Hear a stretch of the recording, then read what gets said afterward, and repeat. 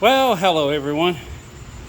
So I figured I'd show you what I've been working on here the past couple days while I haven't made a video.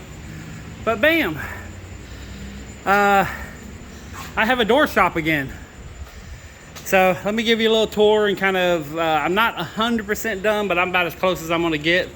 But I wanna kind of show you what I've been working on and what some of the plans are. So whenever you come in, you have this big open area here. This is like 15 feet by, I think 60 or 50 feet or something like that. So I'm gonna have a table right here and a table here to where I'm gonna be building doors. And then I'll have another one here, another here. So there'll be 4 tables in this area. This is the last little bit of stuff over here I gotta deal with. This, and then the stuff that's on top. But I really don't have to move that right now because I can stay, but eventually I'll get this little bit of stuff off, one more truckload. But I'm gonna have another table right here, and then a table kind of sort of right here.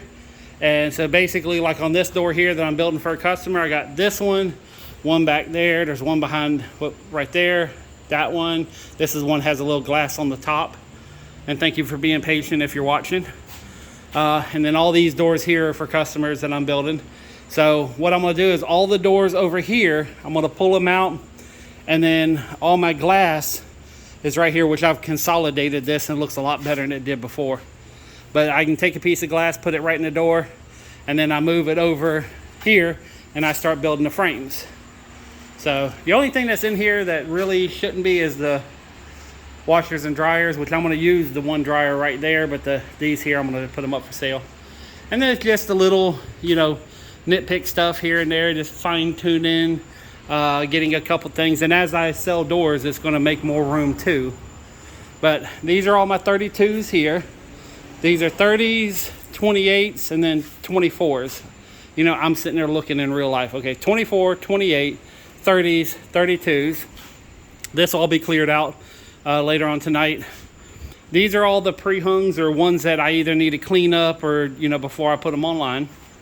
Of course, all the glass. These are all the side lights right here, which I squished all these.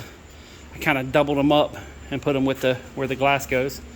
And then all these, there's a couple down there, but all these here are all 36 like front doors. And then these up here, these are all the 8-foot doors here. I got 27, I think, or 37 8-foot tall doors. And then I'm gonna build this tall piece of wood here. Once I get this little bit of stuff out of the way, I'm gonna probably lock it up there and do a brace, so that way I can flip them back and forth and they'll lean up against this. These are already braced, and I'll probably have to do a couple of braces here. Like there's one right here. So that's attached to the wall so that there's not too many doors leaning.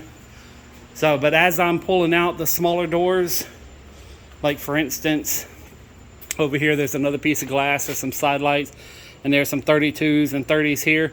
So as I pull these out, then I'll replace them with 36s, which are some of the ones that are floating around here. But for the most part, this is everything. Now, I lied. That's not everything.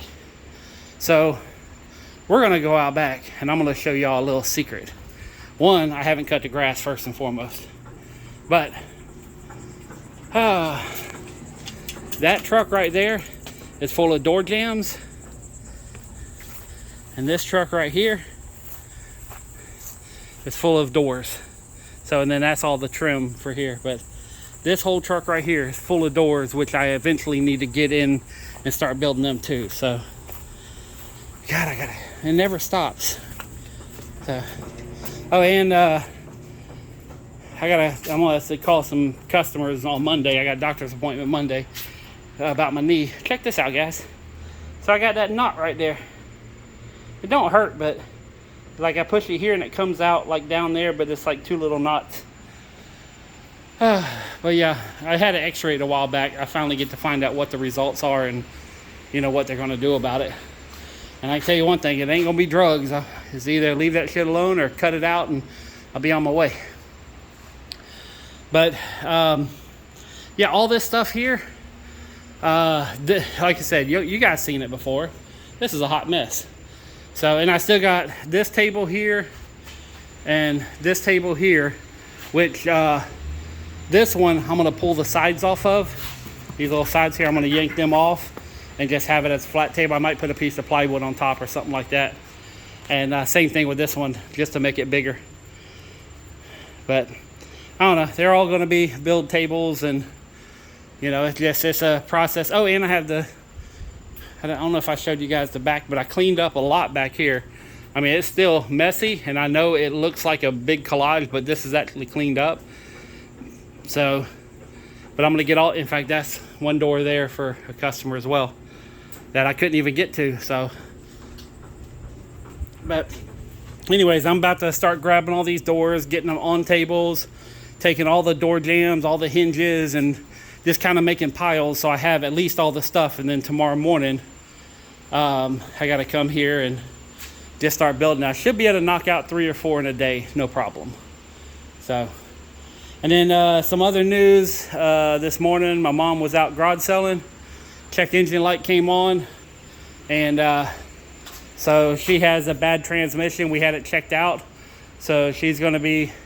Well, actually, Monday I'm going around and going to be getting different price quotes and seeing who's going to be the best thing, because it's a possible solenoid, but to fix the solenoid, you got to take the transmission out and tear half the damn thing down to get to the solenoid. You know, I got the paperwork in the truck. I don't remember the exact thing, but it was some kind of little ATM or ATCM or some kind of little sensor that's in there, RTM.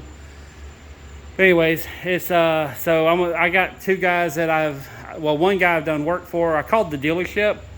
Oh, you want to talk about the new normal crap? So check this out. It seems like all these businesses are just trying to scam people, okay? So I called the dealership and I says, hey, you know, we had a mechanic run a test, a diagnostic on the car, and it came up as this code here. I says, is there any way that you can kind of give us a ballpark price based on this? He's like, well, just because he has that code, you know, if we work on it and it doesn't fix it, is he going to pay for everything? I says, that has nothing to do with what I asked you. I says, a diagnostic has been done. This is the code that the car said, not him. The car said this. So I'm sitting down, guys. I'm sorry. But yeah, and you know, I says, hey, you know, based off this code, based off what needs to be done, can you give us a ballpark price? Well, you need to tow it up here. We need to charge you $178 to diagnose it, and then we open it all up, and then we can get you a price. I say, just so I understand you correctly, you want us to tow the vehicle up there. You're going to run your own diagnostic on it, which will probably come up the same thing, because again, that's what the computer in the car is saying. Then y'all are going to tear it all apart, and then you can give us a price? Yeah, that's pretty much how it works. I'm like, no, thank you. Have a good day. And I just hung up on him. You know, and this is the dealership. These are supposed to be the reputable people. You know, and let's tear your whole car apart and then give you a price. You know, and then if you can't afford it, oh well. You know, then what happens? You got to put it all back together for free? Hell no. This is one of the biggest scams going on in the automotive industry. It's because they know what these parts are. Well, let me rephrase that. Some mechanics know how to work on a car and diagnose it. Most of them hook a computer to a car. They read a code. They go on All Pack or All Park or something like that. It's a national car thing, and they enter in the code and they print out the instructions on how to do everything. I mean, it's literally a list. You know, do A, do B, do C, and whatever. If it answers yes, do this. If it answers no, do that. I mean, these people aren't really, they're just reading the list and they're saying, you know, okay, based off, you know, the average installer or the average mechanic, it's going to take 3 hours to do this test, so we're going to charge you 3 hours labor. If he gets it done in 30 minutes, he still gets to charge you for 3 hours. You know, this is how it works. So, anyways, but yeah, the dealership seems to be one of the biggest scammers of them all. And I mean, I can go on and on about people trying to scam people that I've noticed. You know, this whole new normal crap and all this stuff here, because it seems like everybody's trying to just get over on people and, you know, and cheat them out of money. I mean, it seems like the new way of doing business. Same thing with doors and windows. You know, when I can sit there and do a brand new window installed for $550, I make plenty of money. Okay, when I say plenty, I'm talking about I make well above enough. Okay, but if I can do windows at $550 a window, there is no reason in hell why there's other companies, these national chains with all this, you know, all these television and radio commercials, which if you're, you know, because I'm in the door and window world, if you ever really listen to them, they cycle every month. There's always a new company, you know, that, so there's no brand loyalty with the station, whatever's playing the commercials. It seems like every month to 2 months, they'll have a new guy that claims to be the best, and then you call them up and they're like, oh, well, we can do your windows for $3,000 a window, but if you sign right now, we'll do them for only $2,000 a window. And I know this is fact because I got the paperwork to prove it. You know, there was this one lady right down the street was having 3 windows done, was going to charge her $9,000 for 3 windows. Now, these windows were in like a bay, so there was one here, one there, and one there, and it was kind of like a, you know, like a bay area, you know, and she called me, and the only reason she called me is because her grandson used to work with me, you know, and even he was like, that don't seem right. So I go over there and I told her, you know, off the bat, and this is a long time ago when my prices were cheaper, but I told her, I was like, I could do them sight unseen for $500 a window. Because back then, I think I was only charging like $250 or $300, you know, before the window prices increased. But, you know, and she's like, well, get over here. And I went over there and I was like, yeah. I said, I could do them for $500 a window, no problem. But they actually charged her $3,000 a window because they were all in one, you know, not really one opening, but because they were all on one wall. You know, and say, well, if you sign right now, we'll do a discount for it's only $2,000 a window. Now, take in mind, most vinyl windows, if you're buying from the manufacturer, okay, are going to be around $200 to $400. That's it.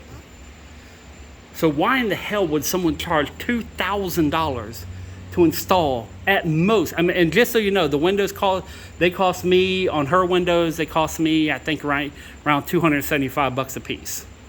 Okay, which I usually charge $150 a window to put them in.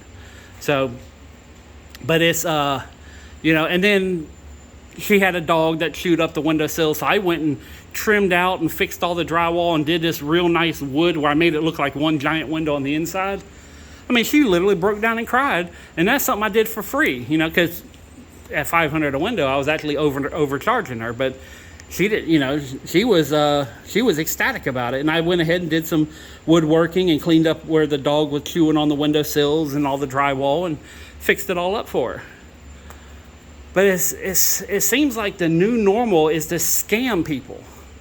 You know, and now I'm starting to understand why there's riots in South Africa and riots in France, because people are getting fed up of these stupid corporations and these stupid, you know, both small and large businesses. But pretty much if you're a national company, yeah. Another thing I can tell you, boy, I'm ranting today. Like, there's a lot of smaller companies, and if you do the research, you'll realize that all these smaller companies are bought out and paid by bigger companies that own them, you know, because it's cheaper to buy out an existing company and absorb them than it is to start a new company and try to compete with someone who's already established, you know. And that being said, no one's buying my ass out. When I'm sold out of these, I'm done. There ain't gonna be nobody taking over my spot. So, but I just can't believe on how many people are getting scammed every single day by people that are supposed to be helping them out, you know. I mean, it's called a service industry for a reason. But anyways, this is the new, got a little off track as usual. So, but this is the new setup. I'm going to start getting all these doors put together and getting, you know, I like that one I still got to fix. And the people who wanted it, not one person came and gave me a deposit. So I'm just going to build it and put it on. Oh, and this one piece here, Just this, my cost on just this little kit not installed in the door is $1,036. So, and I was going to sell them the whole door for $1,000. Now that I found out how much that kit cost, I'm going to sell it for $1,500. So, and that's not stain, that's not anything. And that's my cost, not even retail. So, but yeah, I got a little bit more work to do, a little bit of, you know, fine tuning, detailing, but pretty much I'm ready to start building doors. I just got to clear off this table, clear off that table, and well, I got to tear the walls off of it too, the little thing that I made, and start working on that. So I hope y'all enjoyed, hope y'all learned some stuff, and yeah, I'm gonna try to make some more videos. Peace, love, money, I'm out.